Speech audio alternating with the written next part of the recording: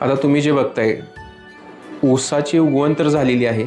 आता हा गॅप का पडला असेल किंवा हे पातळ उगवण जे म्हणतो आपण ऊसाची, हे होण्यामागे मुख्य 2 कारणे असू शकतात. एक तर आहे ज्या बेण्याची लागण आपण केली आपल्या रानामध्ये, ते बेणं मातीमध्येच कुजून गेलेलं असेल बुरशीमुळे किंवा बॅक्टेरियामुळे. किंवा दुसरी गोष्ट अशी असू शकते की आपल्या ह्या जमिनीमध्ये हुमणीचा प्रादुर्भाव जास्त प्रमाणामध्ये असू शकतो, जेणेकरून जे बेणं आपण लागण केलेलं आहे आपल्या रानामध्ये ते त्या हुमणीने पूर्णपणे त्याचा नाश केलेला असेल किंवा ते नष्ट करून टाकलं असेल खाऊन. तर त्या प्रकारामध्ये परत आपल्याला तिथं कुठंतरी उगवण झालेली आहे, कुठं गॅप पडलेला आहे, 1-2 फुटामध्ये परत कुठेतरी तुम्हाला असे एखादे झाड उगवलेलं दिसतं, त्यानंतर परत गॅप पडलेला आहे तिथं. मग हे गॅप पडून जे उगवण होते आपली, म्हणजे इथंच आपलं 50% नुकसान किंवा आपण 50% फेल्युअर जे आहे आपल्या पिकामध्ये ते इथंच दिसून येतं. जर आपल्या पिकावरती सुरुवातीच्याच पहिल्या काही दिवसामध्ये 30 ते 45 दिवसाच्या कालावधीमध्ये कुठल्या बुरशीचा किंवा कुठल्या बॅक्टेरियाचा अटॅक झाला असेल, तर मग तुम्हाला भविष्यामध्ये असे रोग आपल्या पिकावरती दिसून येतात. तांबेरा असेल, रस्ट असेल, रेड रॉट नावाचा हा रोग आहे, हे अशा प्रकारचे विविध प्रकारचे रोग आपल्या ऊस या पिकावरती दिसून येतात. ह्याची सुरुवात होते सुरुवातीच्या स्टेजमध्ये 30 ते 45 दिवसाच्या अर्ली स्टेजमध्ये. ऊस पिकामध्ये आपल्या 150 टन किंवा 100 टनाच्या वरती प्रति एकर उत्पादन घ्यायचं असेल तर आपल्याला मुख्य 3 गोष्टीची काळजी घेणं खूप गरजेचं आहे. सगळ्यात प्रथम जी गोष्ट आहे, जेव्हा आपण आपले पिकाची लागवड करतो, म्हणजे जेव्हा ऊसाचं बेणं जेव्हा आपण आपल्या रानामध्ये लागण करतो, त्या बेण्याची जी उगवण झालेली आहे ती सम प्रमाणात होणं खूप गरजेचं आहे. दुसरी गोष्ट, सुरुवातीचे 30 ते 45 दिवस जेव्हा म्हणजे उगवण झालेली असते ऊसाची आपल्या, तिथून पुढे 30 ते 45 दिवसापर्यंत आपल्या पिकावरती कुठल्याही रोगाची किंवा किडीचा प्रादुर्भाव झालेला नसावा. आणि तिसरी गोष्ट आहे, जे काही आपण खत आपल्या ऊसासाठी टाकलेलं आहे रानामध्ये, ते खत एकतर जास्त प्रमाणामध्ये आपल्या रानामध्ये पडूनही राहू नये आणि ते वाया पण नाही गेले पाहिजे. म्हणजे जेवढ्या प्रमाणामध्ये त्याला गरज आहे तेवढ्याच प्रमाणात ते खत आपल्या पिकाला देणं हे खूप गरजेचं आहे.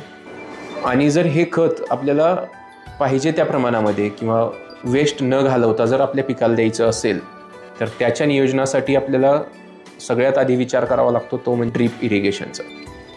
तर तुम्ही म्हणाल ऊसामध्ये ड्रीप इरिगेशन शक्य आहे. आता तुम्ही जर पाहिलं तर खूप काही वर्षापासून किंवा बऱ्याच शेतकऱ्यांनी ड्रीप इरिगेशन ऊसामध्ये हा प्रकार अवलंबलेला आहे. त्यामुळे जर तुम्ही यूट्यूबला पाहिलं किंवा बऱ्यापैकी असे काही लेख आहेत किंवा टेस्टिमोनियल्स आहेत शेतकऱ्यांचे, जिथं तुम्हाला दिसून येतं की त्या शेतकऱ्यांनी 100 टनाच्या वरती उत्पादन घेतलेलं आहे ऊसामध्ये.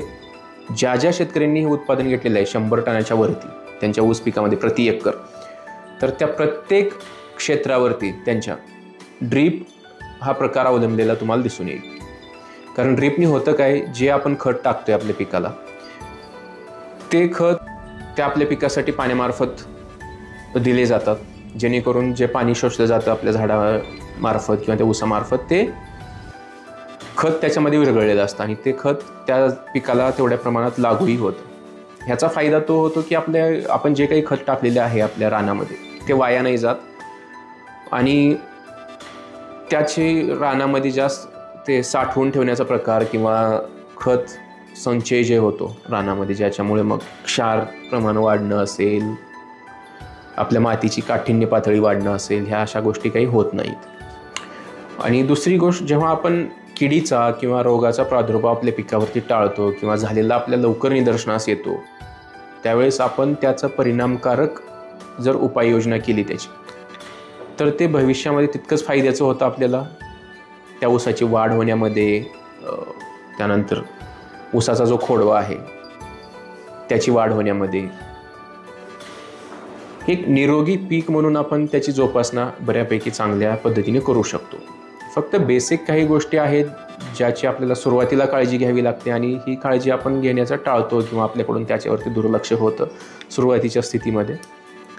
आणि त्यानंतर मग 100 टन तर लांब, 40 टन पण आपण उत्पादन प्रति एकर नाही घेऊ शकत.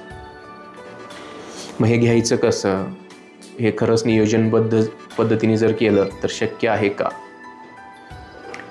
हो, हे नक्कीच शक्य आहे. हे कसं करायचं, कुठल्या पद्धतीने करायचं आणि सुरुवातीपासूनच ऊस काढणीपर्यंत कोणती कोणती काळजी घ्यायची याचं जर सविस्तर तुम्हाला मार्गदर्शन किंवा याची जर सविस्तर माहिती हवी असेल तर आजच संपर्क करा खाली दिलेल्या नंबरवरती आणि 100% ऊसाचं उत्पादन प्रति एकर 100 टनाच्या वरती घेऊनच दाखवा.